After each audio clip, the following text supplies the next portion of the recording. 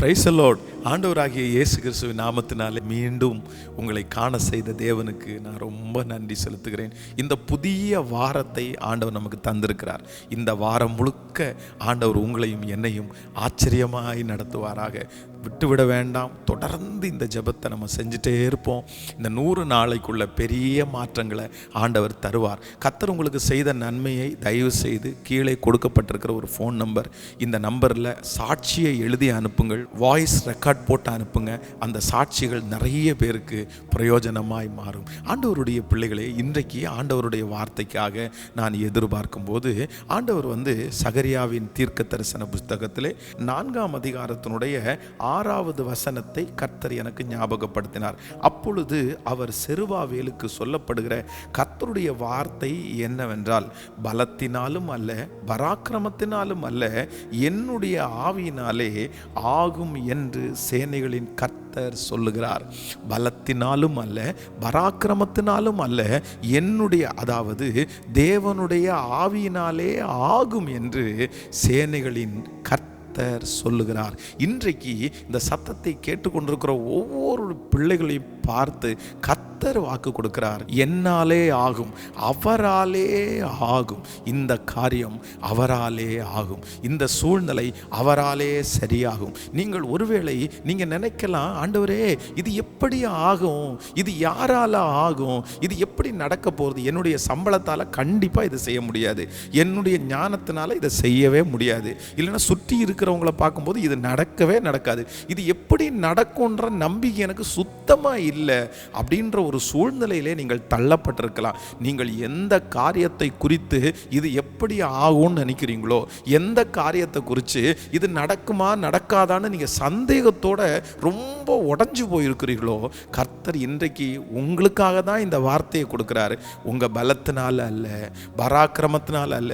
ஐயோ, நான் எல்லா பலத்தையும் பிரயோஜனப்படுத்திட்டேன் இல்லையே பாஸ்டர், நான் எல்லா முயற்சியும் எடுத்த நடக்கலையே, அதைத்தான் ஏசப்பா சொல்கிறாங்க. பலத்தினாலும் அல்ல பராக்கிரமத்தினாலும் அல்ல, யாரால் ஆகும் என்றால் இது கர்த்தரால் ஆகும். நீங்க நினைக்கலாம், இந்த மனுஷனுடைய இருதயத்தை மாற்றவே முடியாது பாஸ்டர், எத்தனையோ பேர் முயற்சி எடுத்து நடக்கல, இந்த காரியத்தை எத்தனையோ பேர் துவங்கி நடக்கல.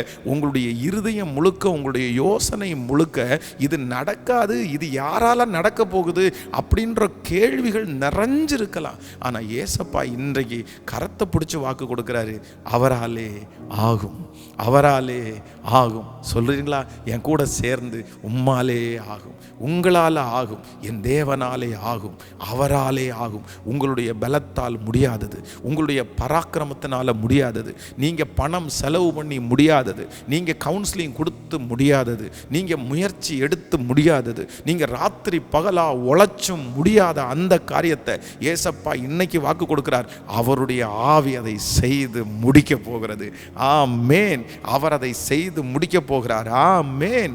நான் விசுவாசிக்கிறேன். ஆண்டவருடைய பிள்ளைகளே, இந்த வார்த்தையை நான் தியானித்து கொண்டிருக்கும் போது வேதத்தில் எப்படி இது ஆகும் அப்படின்னு சொன்ன ஒரு சிலரை நம்ம தியானிக்க முடியும். உங்களுக்கு நிறைய பேருக்கு தெரிஞ்சிருக்கலாம். முதலாவதாக மரியாளை குறித்து வேதம் சொல்லுகிறது. அவங்களுக்கு இப்போ தூதன் சொல்றாரு, இந்த மாதிரி உனக்கு ஒரு குழந்தை பிறக்க போகுது அப்படின்னு சொன்ன உடனே அவங்க என்ன சொல்றாங்கன்னா, இது எப்படி ஆகும், நான் புருஷனை அறியாத கன்னியா இருக்கிறேன் அப்படின்னா, நான் இன்னும் எனக்கு திருமணம் ஆகலை, நாங்கள் கணவன் மனைவி 2 பேரும் சேர்ந்து இல்லை, நீங்கள் குழந்தை பிறக்கும்னு சொல்றீங்கல்ல, அப்படி பிறக்கும்னா நாங்கள் கல்யாணம் ஆகிருக்கணும், நாங்கள் 2 பேரும் சேர்ந்து வாழ்ந்திருந்தா ஒருவேளை உனக்கு குழந்தை பிறக்கும் அப்படின்னு சொன்னால் அது இயேசு என்று பேரிடுவாய், சந்தோஷப்பட்டிருப்போம். இப்போ கல்யாணமும் ஆகலை, நாங்கள் 2 பேரும் ஒன்று சேரவும் இல்லை, இது எப்படி ஆக போகுது, இது எப்படி ஆக போகுது?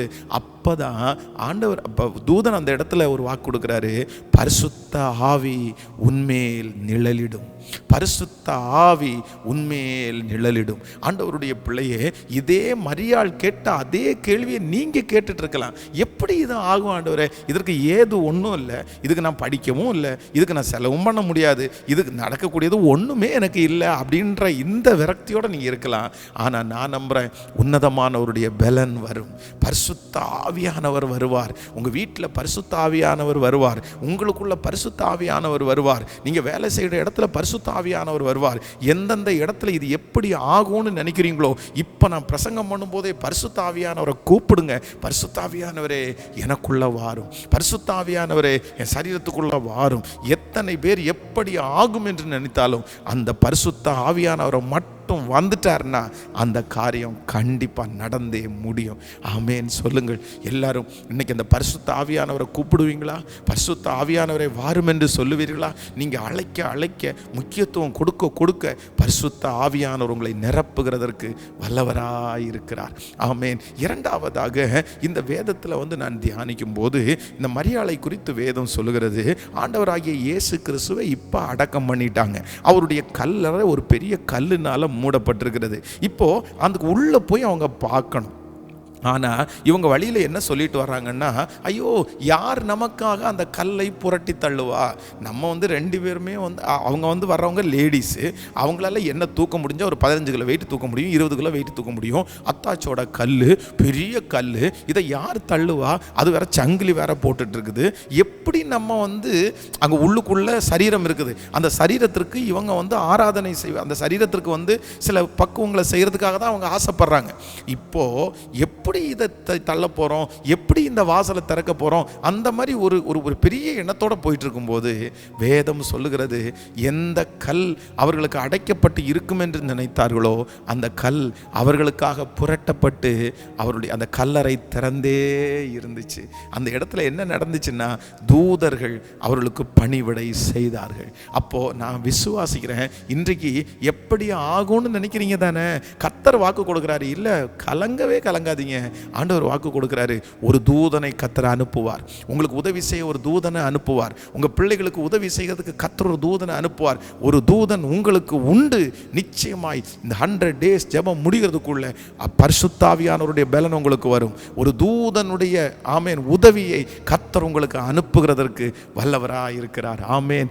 ஸோ நம்பர் 3, மூன்றாவதாக ஆண்டவருடைய பிள்ளைகளே, இது எப்படி ஆகும்? லாசரு மரித்து போகிறார். அப்போ மார்த்தாள் மரியாளங்கள் இருக்காங்க. ஆண்டவர் சொல்றாரு, இல்ல நான் அவனை எழுப்ப போறேன் அப்படின்னு சொல்லும்போது, இது எப்படி ஆகும்? இது எப்படி ஆகும்? இது யாரால ஆகும்? கண்டிப்பா இது முடியாது. 4 நாளாயிற்றே நாருமே ஆண்டவரே அப்படின்னு இந்த பிள்ளைகள் சொல்லுகிறார்கள்.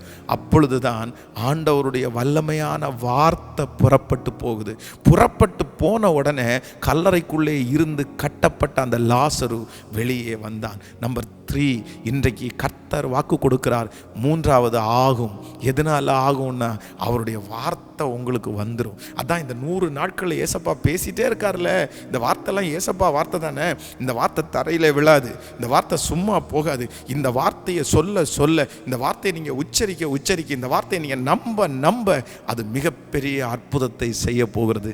ஸோ ஏசப்பா இன்னைக்கு வாக்கு கொடுக்கிறார், பலத்தினாலும் அல்ல, பராக்கிரமத்தினாலும் அல்ல, அவருடைய ஆவியிலே ஆகும், அவராலே ஆகும். அந்த திருமணம் அவராலே ஆகும், அந்த சுகம் அவராலே ஆகும், அந்த பணக்கடன் அவராலே முடியும், அவராலே ஆகும். அந்த பிள்ளையினுடைய மாற்றம் அவராலே மாறும், அந்த கடினமான இருதயம் அவராலே சரியாகும். அவராலே சேர்ந்து சொல்லுவோம், ஆமேன். கர்த்தரால் ஆகும், கர்த்தரால் ஆகும், பலத்தினாலும் அல்ல, பராக்கிரமத்தினாலும் அல்ல, தேவனுடைய ஆவியினால் இந்த காரியம் ஆகும். ஆமேன். உங்களுக்காக ஜெபிக்கிறேன். பரலோக பிதாவே, இந்த நாளுக்காக ஸ்தோத்திரம். அப்பா இறங்கும் அப்பா, உம்மாலே ஆகும், உம்மாலே ஆகும். நீ சொன்ன அந்த வார்த்தையை அப்படியே ஆம் என்றும் ஆமேன் என்றும் நிறைவேற்றுகிறதற்காக உமக்கு நன்றி ஏசப்பா.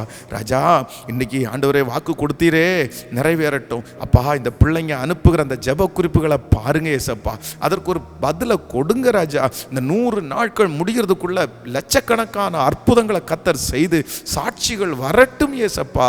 பிறந்த நாளை காண்கிற, திருமண நாளை காண்கிற பிள்ளைகளை ஆசீர்வதிப்பீராகப்பா. நன்மையும் கிருபையும் உம்முடைய பிள்ளைகளை தொடருவதாக ராஜா.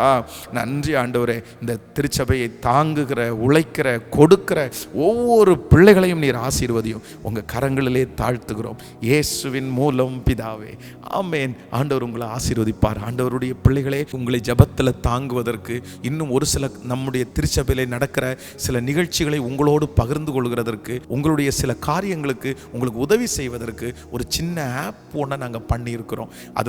அதனுடைய டீட்டெயில் கீழே கொடுக்கப்பட்டிருக்கோம். நீங்கள் அதை உங்களுடைய மொபைலில் நீங்கள் வந்து ஸ்டோரேஜ் பண்ணி வச்சுக்கோங்க. அதன் மூலமாய் நீங்கள் நேரடியாக எங்களை தொடர்பு கொள்ளலாம், ஜெப குறிப்புகளை அனுப்பலாம். அது ரொம்ப உங்களுக்கு யூஸ்ஃபுல்லாக இருக்கும். Thank you. God bless you. Praise Lord. Praise Lord.